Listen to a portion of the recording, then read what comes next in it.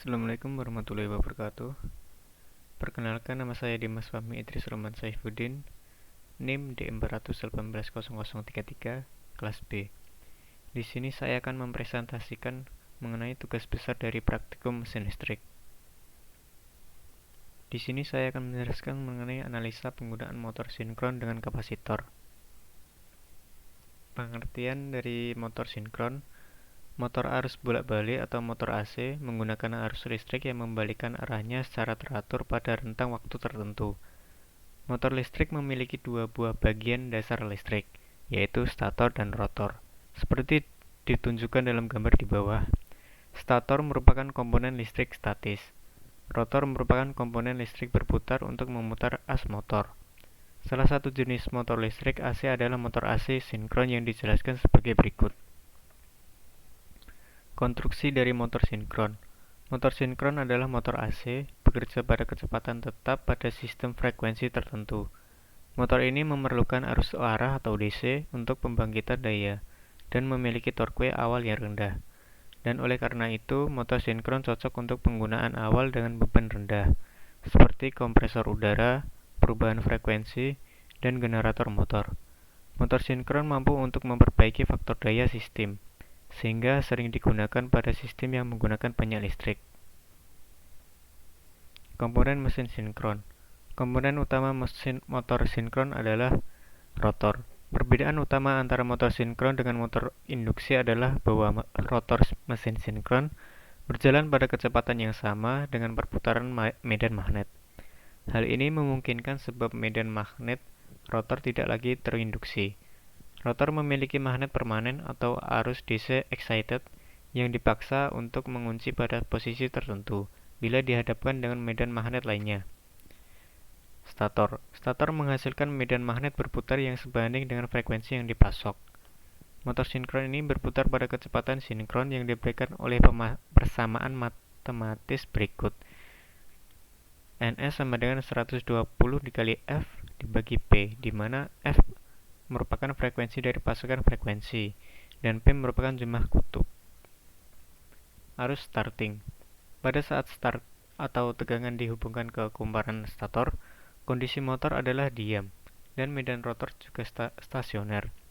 Medan magnet stator mulai berputar pada kecepatan sinkron saat TV sama dengan 0. BR dan BS adalah segaris, maka torsi induksi pada rotor adalah 0. Kemudian saat T sama dengan 1/4 siklus rotor belum bergerak dan medan magnet stator ke arah kiri menghasilkan torsi induksi pada rotor berlawanan arus jarum jam.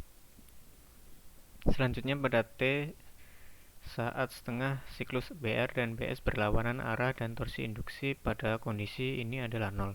Pada T 3/4 siklus medan magnet stator ke arah kanan menghasilkan torsi searah jarum jam.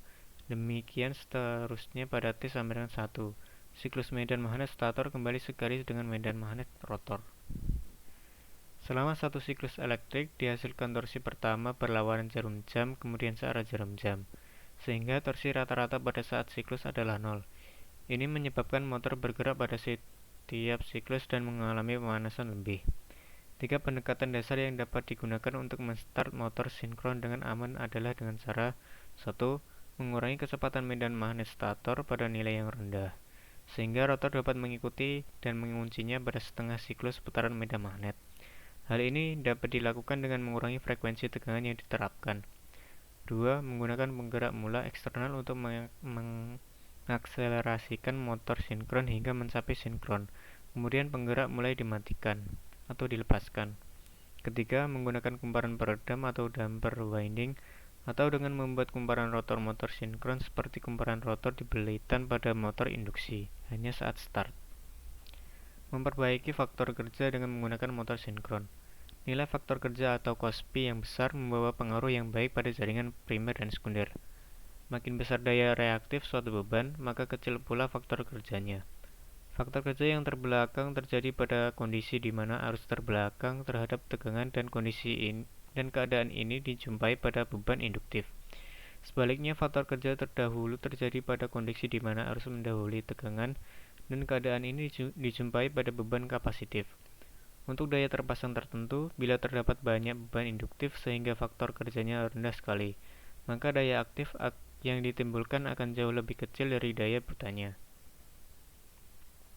Pada efisiensi, beban penuh motor sinkron dapat beroperasi pada faktor kerja mendekati 1, atau pada faktor kerja 0,8 leading. Tetapi bila motor ditambah beban lagi, putaran pada motor akan berkurang atau motor hilang keserempakannya. Pada kondisi ini, kumparan peredam sangat berpengaruh untuk menaikkan putaran agar putaran motor menjadi sinkron kembali dengan menaikkan arus medan. Motor sinkron dapat menahan tegangan pada sistem yang lemah. Juga pada rating tegangan yang besar, motor dapat mengatur tegangan agar tetap stabil. Bila kumparan medan diberi penguat yang berlebihan, arus IL akan leading terhadap tegangan. Di sini motor sinkron mempunyai fungsi yang sama dengan kapasitor. Penggunaan kapasitor dan motor sinkron. Yang pertama, memperbaiki faktor kerja dengan menggunakan kapasitor. Dasar pengertian faktor kerja. Definisi dari faktor kerja adalah perbandingan antara daya aktif atau kilowatt terhadap total daya buta kilovolt ampere. Dalam rangkaian listrik, biasanya kita mempunyai dua macam beban listrik antara lain beban resistif dan beban induktif, yang masing-masing mempunyai ciri-ciri sebagai berikut. Beban resistif adalah beban yang semata-mata terdiri dari tahanan ohm saja, di mana daya yang dikonsumir pada beban ini hanya daya aktif saja. Beban induktif adalah beban yang mengandung kumparan-kumparan yang dililit pada inti besi, di mana beban ini mengkonsumir daya reaktif yang dibutuhkan untuk pembentukan medan magnet dalam beban.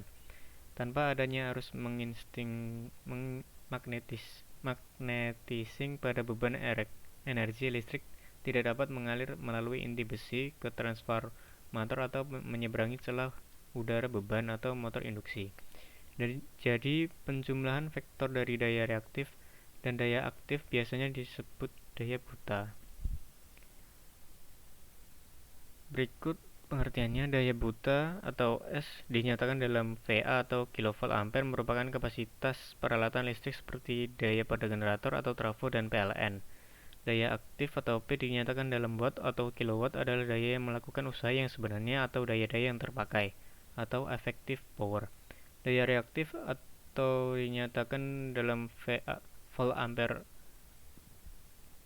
atau dalam kVAR, kVAR adalah daya yang tidak terpakai atau reactive power. Perbandingan daya aktif terhadap daya buta disebut faktor kerja. Berikut adalah rumusnya. Faktor kerja sama dengan daya aktif dibagi daya buta, dan cos P sama dengan kilowatt dibagi kilovolt ampere. Hubungan antara kilovolt ampere, kilowatt, dan kVAR adalah sebagai berikut. Kilovolt ampere sama dengan kilowatt kuadrat ditambah kiloVAR kuadrat. Makin besar daya reaktif suatu beban, maka rendah faktor kerjanya. Nilai faktor kerja atau cos P yang besar membawa pengaruh yang baik pada jaringan-jaringan primer dan sekunder. Faktor kerja yang langsung terjadi pada keadaan di mana arus didahului oleh tegangan, dan kondisi ini dijumpai pada beban induktif atau menghendaki daya reaktif. Sebaliknya, faktor kerja yang terdahulu terjadi pada kondisi di mana arus mendahului tegangan, dan keadaan ini dijumpai pada beban kapasitif atau mensuplai daya reaktif.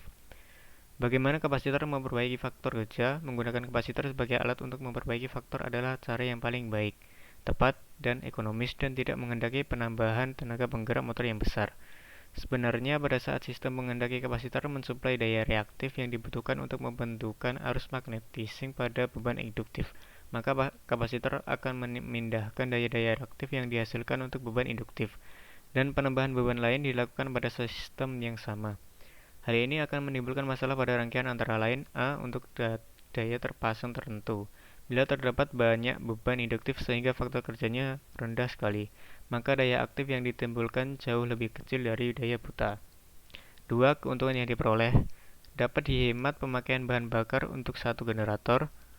2. Pemakaian 3 generator dapat dipergunakan secara bergantian sehingga memperpanjang umur generator. Yang ketiga, satu generator dapat dipakai sebagai cadangan sehingga tidak perlu ditambah dengan satu generator lagi bila salah satu generator rusak atau produksi tidak akan terganggu. Berikut adalah daftar pustakanya. Mari kita simulasikan. Berikut adalah rangkaian dari motor sinkron. yang ada di MATLAB. Mari kita run.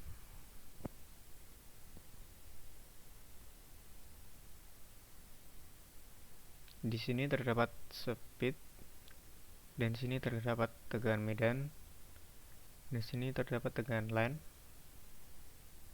dan ini merupakan sumbernya yang mempunyai rating 10.000 MVA, 230 kV. Lalu di sini ada 3 fasa transformer yang mempunyai rating 210 MVA, 13,8 kV per 230 kV. Dan di sini terdapat motor sinkron yang mempunyai rating 200 MVA, 13,8 kV. Dan di sini merupakan arus ABC. Kita lihat speednya bagaimana. Dari awalan 1 lalu naik ke 1,5, lalu turun lagi sampai titik terendahnya 0, lalu akan naik sampai nilai 1,5, lalu akan stabil pada nilai 2. Lalu kemudian ada tegangan medan. Tegangan medan berawal dari nilai min 10 lalu sampai ke atas, kira-kira di nilai 12 lalu turun lagi. Kemudian kita lihat tegangan line yang dari awalnya nilai 0 hingga ke titik 0,2 lalu 0,2,5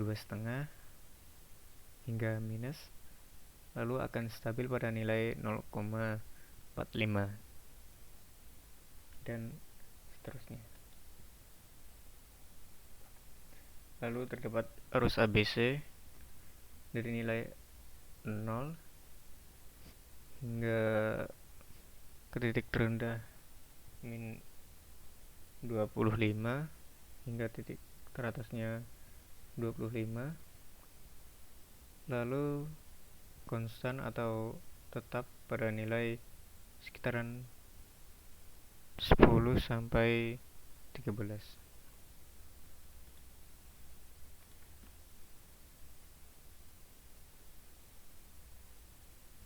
Dengan masing-masing nilai speed terdapat di nilai 1,852 dan tekanan medan di nilai min 11,5 dan di tegangan line min 0,105.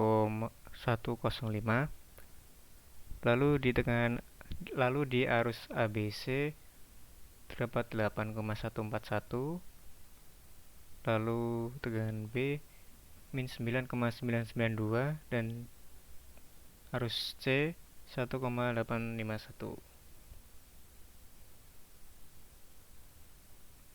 Demikian penjelasan yang dapat saya sampaikan. Kurang lebihnya saya mohon maaf. Wabillahi taufiq wal hidayah. Wassalamualaikum warahmatullahi wabarakatuh.